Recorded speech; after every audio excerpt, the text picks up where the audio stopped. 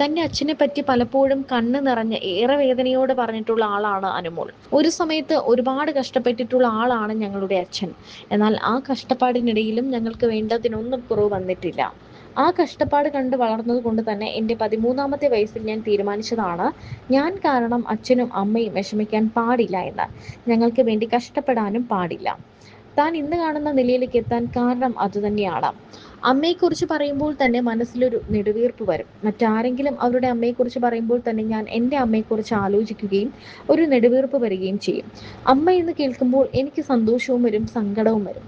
എൻ്റെ ഏറ്റവും വലിയ ഭാഗ്യം കുറെ കാശുണ്ടാക്കാനായതും അറിയപ്പെടുന്നതും ഒന്നുമല്ല, ഈ അച്ഛൻ്റെയും അമ്മയുടെയും മകളായി ജനിക്കാൻ കഴിഞ്ഞു എന്നതാണ്. എവിടെ പോയാലും നീ കഴിച്ചോ, നീ ഓക്കെ ആണോ എന്ന് ചോദിക്കുന്ന രണ്ടേ രണ്ട് ആൾ മാത്രമേ ലോകത്തുള്ളൂ, അത് അച്ഛനും അമ്മയുമാണ്. കണ്ണുള്ളപ്പോൾ കണ്ണിന്റെ വില അറിയില്ല എന്ന് പറയുന്നത് പോലെ, മുൻപൊക്കെ സ്റ്റാർ മാജിക്കിന്റെ സെറ്റിലുള്ളപ്പോൾ അമ്മ വിളിച്ച് ചോദിക്കുമ്പോൾ ഒന്ന് വയ്ക്കമ്മേ, വെറുതെ വിളിച്ചുകൊണ്ടിരിക്കല്ലേ എന്ന് പറഞ്ഞിട്ടുണ്ട്. അതൊക്കെ ആലോചിക്കുമ്പോൾ ഇപ്പോൾ വിഷമം തോന്നും. ഇപ്പോൾ ഞാൻ സുഹൃത്തുക്കളോടൊക്കെ പറയും അങ്ങനെയൊന്നും പറയരുതേ എന്ന്. ബിഗ് ബോസിനകത്ത് വെച്ച് തൻ്റെ അമ്മയെ ഒരുപാട് മിസ് ചെയ്തിരുന്നു. അമ്മയുടെ ശബ്ദം ഒന്ന് കേൾക്കാൻ വരെ ആഗ്രഹിച്ചിരുന്നു എന്നും അനുമോൾ പറയുന്നു.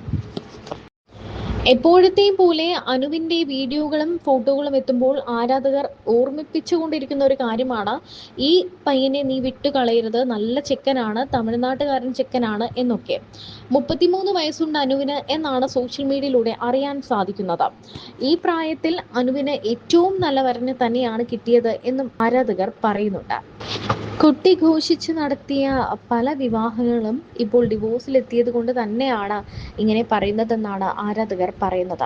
അനുവിനോട് സ്നേഹം മാത്രമേ ഉള്ളൂ എന്നും, എന്നാൽ അനുവിൻ്റെ പല റിലേഷൻഷിപ്പുകളും തകർന്ന സ്ഥിതിക്ക്, അതായത് അനു എല്ലാവരെയും ഒരുപാട് വിശ്വസിക്കും. ആ വിശ്വാസം വന്നു കഴിഞ്ഞാൽ എല്ലാവരെയും ഒരുപാട് സഹായിക്കുകയും സ്വന്തം പോലെ കാണുകയും ചെയ്യും. അപ്പോൾ അവിടെ സംഭവിക്കുന്നത്, അനുവിൻ്റെ പല റിലേഷൻഷിപ്പും ഇപ്പോൾ ജീവനുമായി വലിയ അടുപ്പവും പ്രണയവും ഒക്കെ ആയിരുന്നു അനുവിനെന്നാണ് നമുക്കറിയാൻ കഴിഞ്ഞിട്ടുള്ളത്.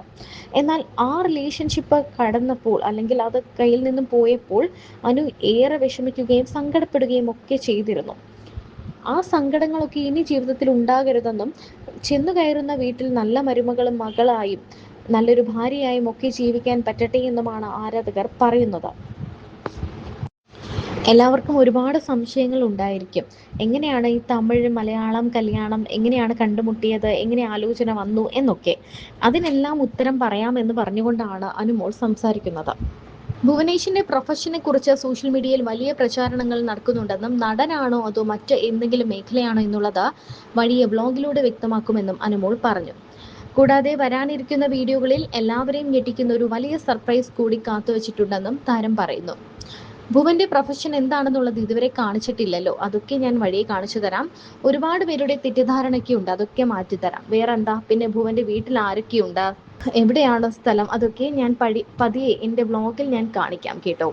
അപ്പോൾ ഇനി അങ്ങോട്ട് ഫുൾ കാണിക്കാൻ പോകുന്നത് എല്ലാം കല്യാണ വിശേഷങ്ങളും ഹൽദി മെഹന്തി പ്രീ വെഡിങ് വിശേഷങ്ങളും ഒക്കെയാണ്. അതൊക്കെ നമ്മൾ നേരത്തെ ഷൂട്ട് ചെയ്തു വെച്ചു. അതുകൂടാതെ വേറൊരു സർപ്രൈസും കൂടി ഇതിൻ്റെ കൂടെയുണ്ട്. അത് ചിലപ്പോൾ ഇത് കേൾക്കുമ്പോൾ പെട്ടെന്ന് നിങ്ങൾക്ക് ഷോക്കാകും. ഭുവന് എന്തായാലും എല്ലാം സിമ്പിളായിട്ട് നടത്തണം എന്നായിരുന്നു ആഗ്രഹം.